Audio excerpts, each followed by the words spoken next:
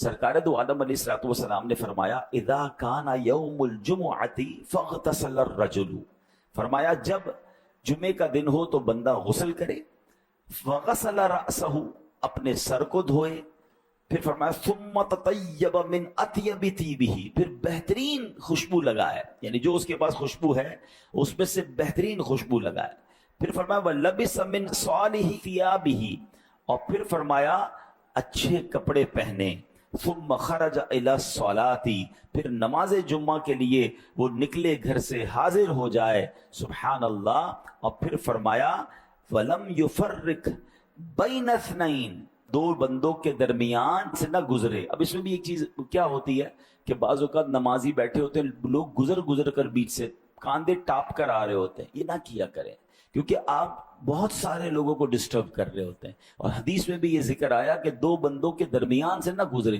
جدھر جگہ ملتی ہے بیٹھ جائے، وہ الگ بات ہے، جب نماز کا وقت شروع ہوگا تو صفیں درست ہو جائیں گی، لیکن بعض لوگ سب کو اوپر سے کاندھے پھلانگتے ہوئے آ رہے ہوتے ہیں، جتنوں کو کاندھا آپ پھلانگیں گے ان کا بیان سننا ڈسٹرب ہو جائے گا۔ اور جب شریعت کی بات ہو رہی ہوتی ہے نا، اس میں ایک احتیاط اس لیے کرنی ہوتی ہے کہ کبھی جائز کو وہ ناجائز نہ سمجھ جائے، حلال کو وہ حرام نہ سمجھ جائے، کیونکہ آپ نے اس کے کاندھے سے جب آپ نے اوپر سے آنا ہے تو اس سے ڈسٹرب ہونا ہے اور وہ بیان کو مس کر جائے گا۔ تو حدیث میں کیا فرمایا؟ دو بندوں کے درمیان سے نہ گزرے، اور پھر فرمایا امام کا کلام پوری توجہ کے ساتھ سنے، اس کے جمعے سے جمعے تک کے گناہ بخش دیے جاتے ہیں۔ اس میں 3 دن کا مزید اضافہ ہے، غفر لہ من الجمعۃ الی الجمعہ وزیادۃ 3 ایام، یعنی گویا تقریباً 10 دن کے گناہ معاف ہو جاتے ہیں اگر بندہ یہ عمل کر لے۔ میں پھر ریپیٹ کر دیتا ہوں، کرنا کیا ہے؟ جمعے کے دن غسل کرنا ہے، بہترین خوشبو لگائیں، اچھے کپڑے پہنیں، پوری توجہ کے ساتھ نماز جمعہ کے لیے جب آئیں تو دو بندوں کے درمیان سے نہ گزریں، پھر فرمایا پوری توجہ کے ساتھ امام کا بیان خطبہ سنیں، اور پھر کیا ہوگا انشاءاللہ تقریباً 10 دن کے گناہ جو ہے وہ معاف کریں۔ جمعہ کے دن ناخن کاٹنا، ٹھیک ہے، جمعہ کا اشارہ یہ، جمعہ کے دن ناخن کاٹنا، ٹھیک ہے۔ اب یاد رہے کہ جمعہ کے دن ناخن کاٹنا جو ہے یہ مستحب ہے، ہاں اگر زیادہ بڑھ گئے ہوں تو اب جمعے کا انتظار نہیں کرنا چاہیے۔ حضرت مولانا امجد علی اعظمی رحمت اللہ تعالی علیہ فرماتے ہیں کہ جو کوئی جمعہ کے دن ناخن ترشوائے یعنی کاٹے، اللہ عز و جل دوسرے جمعے تک اسے بلاؤں سے محفوظ رکھے گا، اور 3 دن زائد یعنی 10 دن تک بلاؤں سے وہ شخص محفوظ رہے گا۔ سبحان اللہ۔ بڑی مشہور آیت ہے، اللہ کریم قرآن مجید میں ارشاد فرماتا ہے وَمَا خَلَقْتُ الْجِنَّ وَالْإِنسَ إِلَّا لِيَعْبُدُونَ، اللہ فرماتا ہے اور میں نے جن اور آدمی اسی لیے بنائے کہ میری عبادت کریں، یعنی میری اور آپ کی تخلیق کا مقصد کیا ہے؟ بڑا اہم کوئسچن ہے۔ کوئی چیز بغیر مقصد کے لیے نہیں بنائی جاتی، گھڑی ٹائم دیکھنے کے لیے بنائی جاتی ہے، موبائل کمیونیکیشن کے لیے بنایا جاتا ہے، یہ ٹیبل اس لیے بنائی گئی کہ اس پہ کوئی چیز رکھیں گے، کرسی اس لیے بنائی گئی کہ اس پہ بیٹھیں گے، مقصد، ہر چیز کا ایک ریزن ہے۔ اچھا ایک اور سوال ہے، جو چیز جس مقصد کے لیے بنائی، اب اگر وہ مقصد پورا نہیں کرتی تو پھر کیا ہوتا ہے؟ قلم کس لیے بنتی ہے؟ لکھنے کے لیے، لکھنا چھوڑ دے پھر آپ کیا کرتے ہیں؟ پھر بھی سینے سے لگاتے ہیں، پھر آپ اٹھا کے ڈسٹ بن میں ڈال دیتے ہیں۔ جوتے کس لیے بنائے؟ پیر کو آرام دیں اور گرمی سردی سے بچائیں، جوتے پھٹ جائیں اور پیر کو آرام ہی نہ دیں، ٹھیک ہے، پھر کیا کرتے ہیں؟ جوتے پھینک دیتے ہیں۔ جو چیز مقصد سے ہٹ جاتی ہے پھر اس کا استعمال نہیں ہوتا، وہ ضائع ہو جاتی ہے۔ تو یار ہم اشرف المخلوقات ہیں، ہمیں کیوں بنایا ہے؟ کوئی ریزن تو ہوگا نا۔ وہ ریزن کون بتائے گا؟ جس نے بنایا ہے، قرآن بتائے گا نا۔ قرآن کیا بتا رہا ہے؟ وَمَا خَلَقْتُ الْجِنَّ وَالْإِنسَ إِلَّا لِيَعْبُدُونَ، ہم نے نہیں پیدا کیا انسان اور جنات کو مگر اپنی عبادت کے لیے، یعنی ہمیں اور انسان کو اور جنات کو کیوں بنایا رب نے؟ اپنی عبادت کے لیے. اچھا، امام مجاہد رحمت اللہ تعالی علیہ تفسیر کے بہت بڑے امام ہیں، علم تفسیر کے، فرماتے اس آیت میں عبادت سے مراد معرفت ہے. یعنی آیت کا مطلب یہ ہوا کہ رب نے جن اور انسان پیدا فرمائے تاکہ اللہ کی معرفت حاصل ہو. اب آگے جا کے آپ سمجھیں گے کہ واٹ از ایکچولی معرفت کہتے کس کو ہے. ٹھیک ہے، عارف کہتے ہیں پہچان والا، جس کو پتا ہو کہ رب کون ہے، عارف باللہ. اور معرفت رب کی پہچان کو کہتے ہیں. اس کی پوری ڈیٹیل ہے. ایک حدیث قدسی ہے، بڑے بڑے اولیاء کرام نے اس حدیث کو ذکر کیا ہے کہ اللہ کریم فرماتا کنتو کنزم مخفیہ، میں ایک چھپا ہوا خزانہ تھا. اللہ تو ازل سے ہے نا، ہم تو بعد میں آئے ہیں، وہ تو جب اور تب نہیں تھا، جب سے ہے. تو اللہ فرماتا ہے میں ایک چھپا ہوا خزانہ تھا. فَأَحْبَبْتُ أَنْ أُعْرَفَ فَخَلَقْتُ الْخَلَقَ لِأُعْرَفَ، فرمایا کہ بس میں نے چاہا کہ پہچانا جاؤں. میں تو چھپا ہوا خزانہ تھا، میں نے چاہا کہ پہچانا جاؤں، چنانچہ میں نے مخلوق کو پیدا کیا.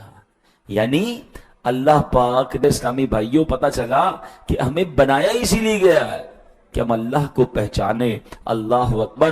اللہ نے صرف ایک کام ہمارے ذمے لگایا ہے کہ ہم اسے پہچانے، اس کی عبادت کریں. اور ہمارے اس کام کے لیے اللہ نے کیا کیا ہمارے لیے کیا؟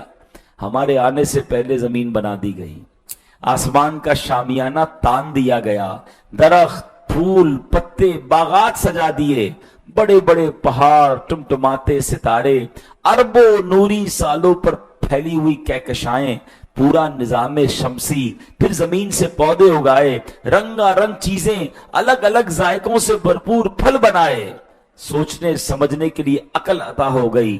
اب اللہ پاک نے معرفت حاصل کرنے کے لیے، سبحان اللہ، اس سے محبت کرنے کے لیے دل بھی عطا کر دیا. سبحان اللہ. چونکہ عقل کافی نہیں تھی، انبیاء بھی بھیجے، کتابیں بھی نازل فرمائیں، ہماری ہدایت کے سارے انتظام رب نے کیے.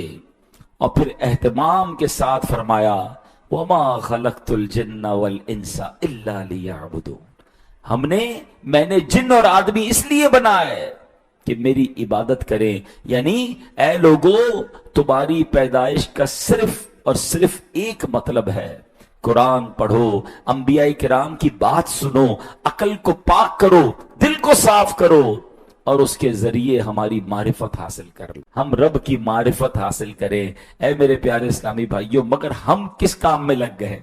ہم تو یہاں پر دنیا بنانے میں، دنیا کی ترقی، گھر بنانا ہے، گاڑی بنانی ہے، نام کمانا ہے، شہرت کمانی، اور اس کے لیے غلط کام بھی کرنا پڑے تو لوگ تیار ہیں. کوئی زیادتی کر رہا ہے، کوئی ظلم کر رہا ہے، کوئی جھوٹ بول رہا ہے، کوئی اللہ کو ناراض کر رہا ہے، کیونکہ دنیا بنانی ہے. اے میرے پیارے اسلامی بھائیوں، ہمارا مقصد تو یہ تھا ہی نہیں. ہمیں تو اللہ نے اپنی عبادت کے لیے، اپنی معرفت کے لیے بنا. تھوڑی دیر پہلے میں نے آپ کو سمجھایا کہ جو چیز مقصد سے ہٹ جاتی ہے، اب یہ ایئر کنڈیشن ہے، کیوں بنا بھائی؟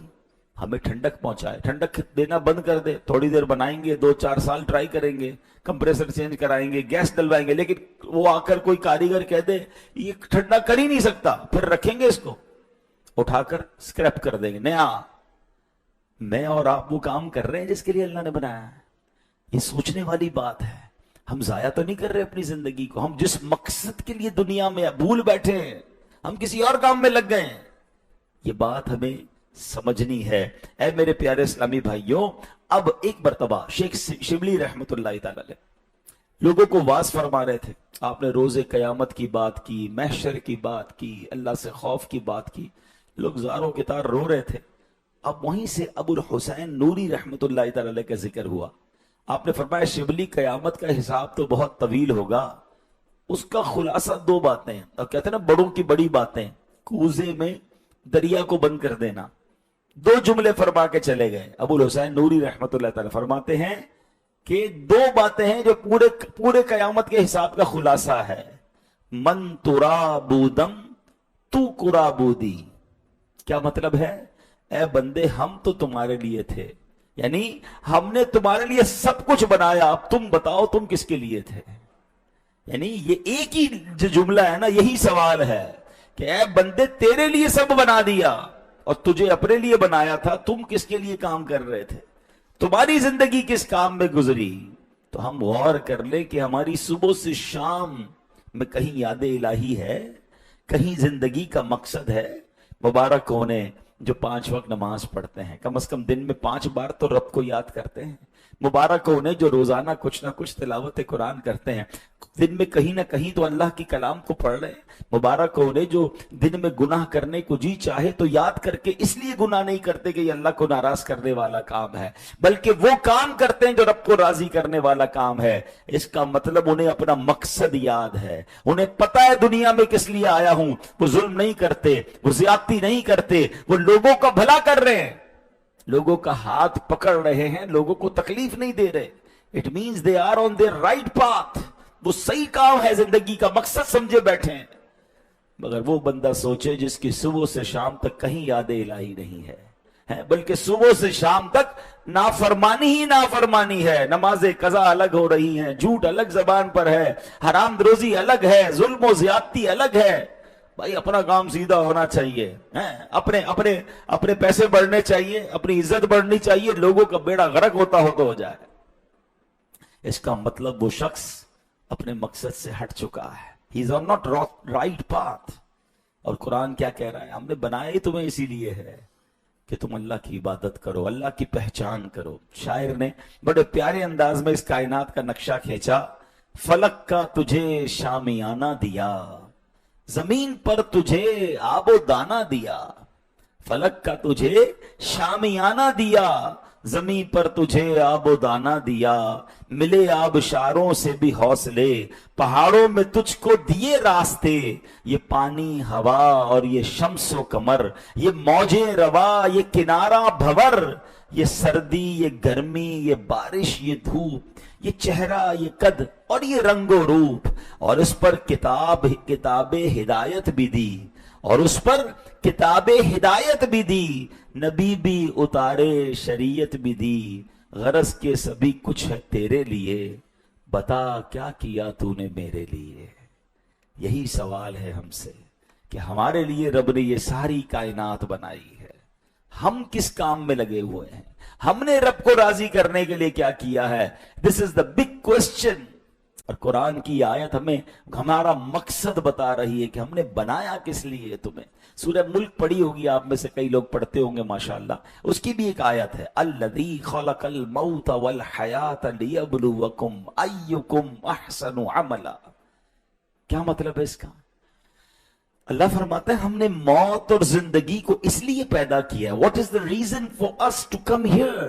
ہمیں بھیجا کیوں گیا ہے؟ فرمایا موت اور زندگی کو بنایا اسی لیے ہے کہ چیک کریں، دیکھیں کہ تم میں سے کون اچھے عمل کر کے آتا ہے۔ بات سمجھ آ رہی ہے؟ یہ دنیا ایک ایگزامینیشن ہال ہے، مجھے اور آپ کو بھیجا گیا ہے۔ کسی کو 10 سال کے لیے بھیجا ہے، کسی کو 20 سال، کو 50، کوئی 60، کوئی 70، کوئی 100۔ That's it، سب نے واپس جانا ہے۔ یہ جو ٹائم ہے نا جو ہم نے یہاں گزارنا ہے، الذی خلق الموت والحیات، ہم نے بنایا اس لیے زندگی اور موت کو۔ کیوں؟ ہم دیکھیں تم میں سے کون اچھے عمل کر کے آتا ہے۔ اٹ مینز یہاں آئے اچھے عمل کرنے، یہ ٹیسٹ دینے کی جگہ ہے۔ مگر ٹیسٹ ہال کے اندر آ کر ہم کھو گئے، ہم ٹیسٹ کو بھول کر کسی اور کام میں لگ گئے۔ جانا پھر بھی ہے، غفلت کے ساتھ زندگی گزارنے والا بھی واپس جائے گا، اور اللہ کو راضی کرنے والی زندگی گزارنے والا بھی واپس جائے گا۔ رزلٹ تو وہاں ملنا ہے۔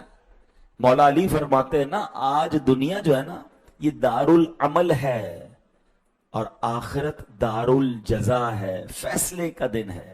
Today is the time of action and tomorrow will be the time of accountability۔ accountability تو بعد میں ہونی ہے، ابھی تو ایکشن کا وقت ہے، عمل کا وقت ہے۔ مگر آخرت میں عمل کا موقع نہیں ہوگا، عمل ادھر کرنے ہیں اور اچھے کرنے ہیں۔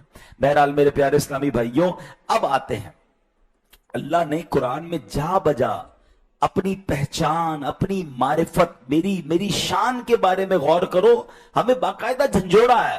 قرآن کی بڑی پیاری آیتیں ہیں، ذرا سنیے۔ اللہ فرماتے افلا ينظرون الى الابل كيف خلقت۔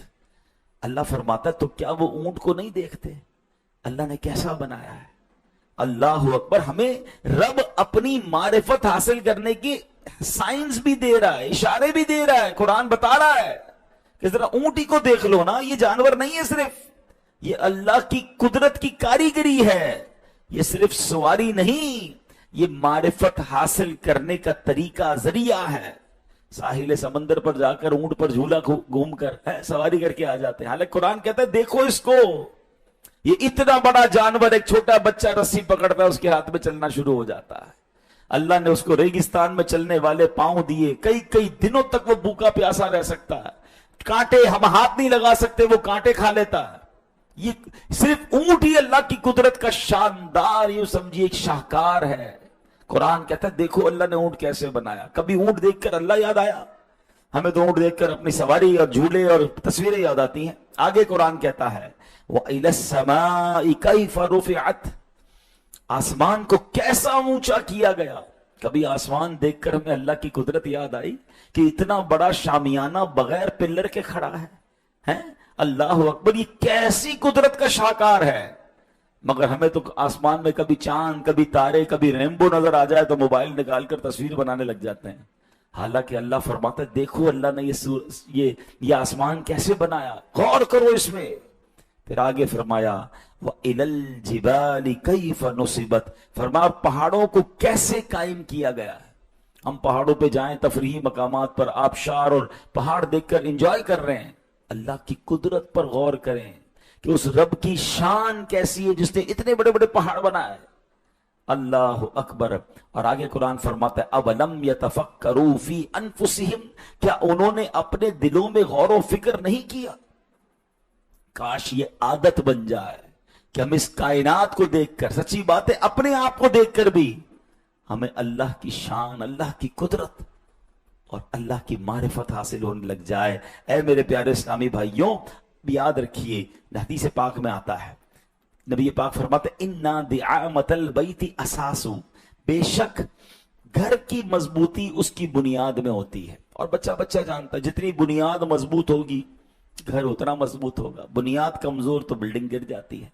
अब नबी पाक फरमाते हैं दीन की मजबूती 3 चीजों में है, यानी दूसरे लफ्जों में ये 3 बुनियादें हैं दीन की।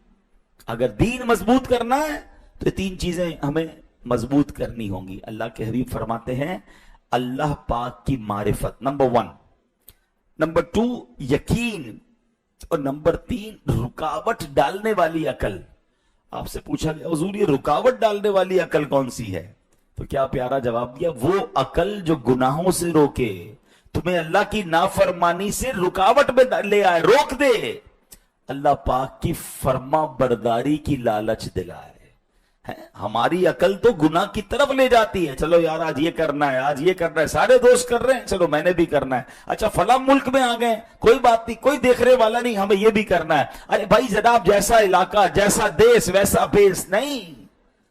अकल अच्छी वो है कि मैं अकेला क्यों ना हूं, तन्हाई में क्यों ना हूं, बुरे माहौल में क्यों ना हूं, मेरी अकल मुझे रोके कि ये तेरी जगह नहीं, ये अल्लाह को नाराज करने वाला काम है। ये वाली अकल नबी पाक फरमाते हैं ये असास है, ये तुम्हारी दीन की मजबूती है कि मारिफत हो, सुभान अल्लाह। फिर फरमाया यकीन हो अल्लाह पर और ऐसी अकल हो जो तुम्हें अल्लाह की नाफरमानी से रोके। अल्लाह मुझे और आपको ऐसी अकल अता फरमा दे, तन्हाई में भी हम अल्लाह से डरने वाले और अल्लाह की नाफरमानी करने वाले बन जाएं। खरजा अहलु दुनिया मिनद दुनिया वलम यज़ूकु अत्यब शैइन फीहा, का दुनिया में लोग आए चले भी गए मगर दुनिया की सबसे लज्जत भरी चीज तो चख ही नहीं सके।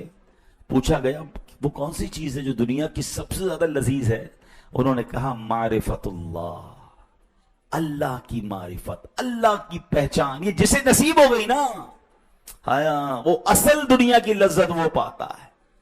अब 2 बातें समझ ले, मारिफत एक्चुअली किसे कहते हैं और मारिफत मिल कैसे सकती है। काफी देर से कुरान और हदीस की रोशनी में अल्लाह की पहचान पर बात तो कर रहे हैं, तो मारिफत किसे कहते हैं अब जरा समझ लें कि जिसको चंद बातें नसीब हो जाए ना उसको आरिफ बिल्लाह कहते हैं, यानी जिसको मारिफत नसीब होती है। नंबर 1 अल्लाह पाक के पाकीज़ा नामों और उसकी सिफात का इल्म हासिल करना, पहला काम। नंबर 2 अल्लाह पाक के हर फैसले पर राजी रहना, जो उसने हमारे लिए फरमा दिया ہم اس پر راضی رہیں۔ نمبر 3، اپنے اندر سے برے اخلاق کو ختم کرنا۔ نمبر 4، اللہ پاک کی کامل بندگی اختیار کر لینا۔ اور نمبر 4 اللہ پاک کی کامل بندگی اختیار کرنا۔ نمبر 5، دل کے وسوسے سے، وہ وسوسے جو اللہ سے دور کر دیں ان پر توجہ نہ دینا۔ ایسے شخص کو عارف کہا جاتا ہے۔ اب معرفت ملتی کیسے ہے؟ داتا حضور فرماتے ہیں کہ معرفت صرف اور صرف اللہ کے فضل سے ملتی ہے۔ جس پر اللہ پاک فضل فرماتا ہے اس کو معرفت عطا فرما دیتا ہے۔ ہم اللہ سے جمعہ کا دن ہے، دعا کرتے ہیں کہ مولا ہمیں بھی اپنی معرفت عطا فرما، ہمیں تیری سچی پہچان عطا فرما۔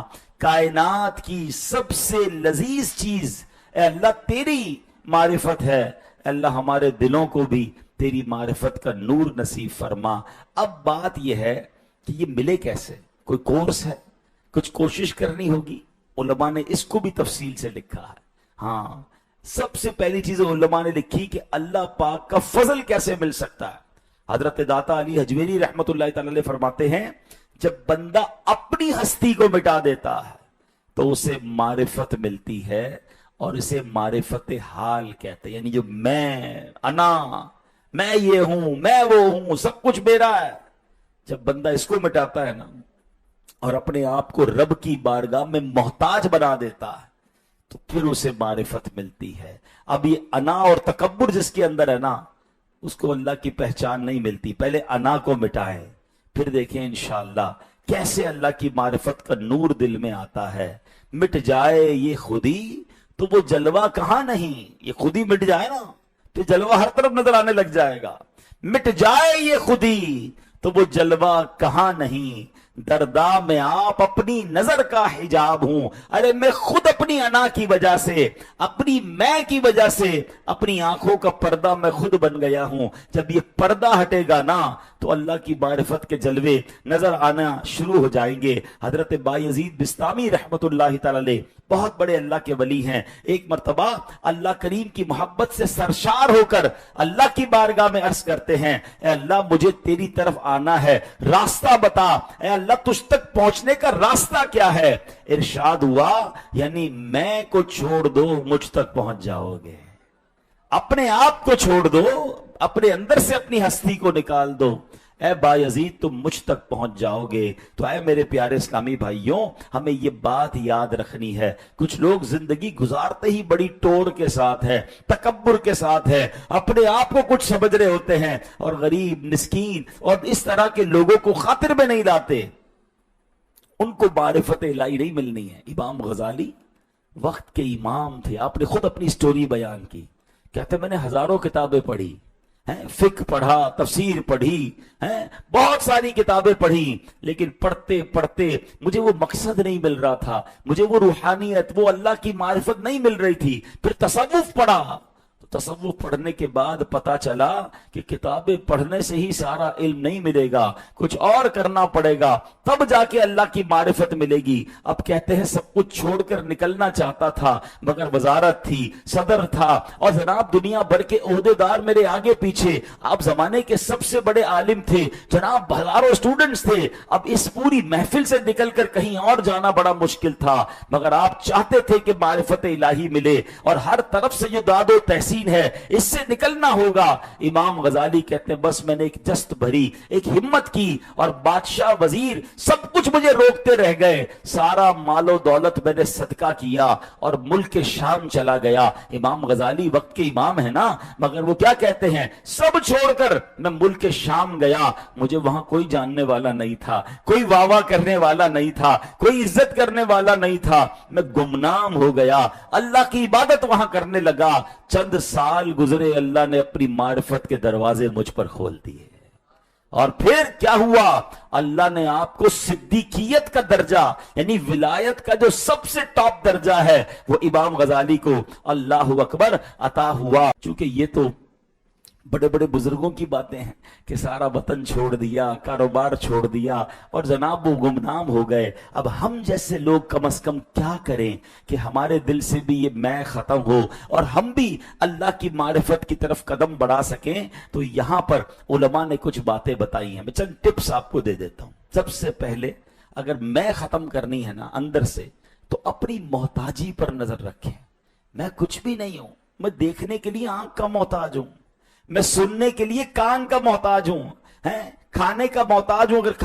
اگر میرے اندر کچھ عرصہ زیادہ رہ جائے تو زہر بن جاتا ہے، باہر نہ نکلے تو میں پریشان ہو جاتا ہوں. میری اوقات کیا ہے؟ میں سونے کا محتاج ہوں. محتاجیاں ہی محتاجیاں ہیں ہمارے ارد گرد. تھوڑی دیر کے لیے سانس رک جائے تو میری جان چلی جائے گی. میرا ہاتھ اٹھنے کے لیے رب کی رحمت کا محتاج ہے، یہ ہاتھ گر جائے تو میں کچھ نہیں کر سکتا. میں کل کورنگی ناصر کالونی میں ایک بہت اچھے ناتخواہ اسلامی بھائی سے ملنے گیا. میں چاہوں گا آپ سب ان کے لیے دعا بھی کریں.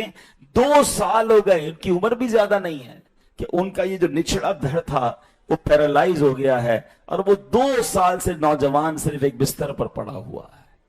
اللہ پاک ان کو شفا عطا فرمائے. مگر میں سوچ رہا تھا کہ یہ کام تو میرے ساتھ بھی کبھی ہو سکتا ہے، آپ کے ساتھ بھی. میں جو چل رہا ہوں، میرے ہاتھ پیر چل رہے ہیں، میں نے ان کے پیر پر ہاتھ لگایا. کہتے مجھے نہیں پتا میرے پیر پہ آپ کا ہاتھ ہے، آپ نیچے سے پورا کاٹ دے تو بھی مجھے درد نہیں ہوگا. اتنا ڈسکنیکٹ ہے ان کی باڈی ان کے ساتھ.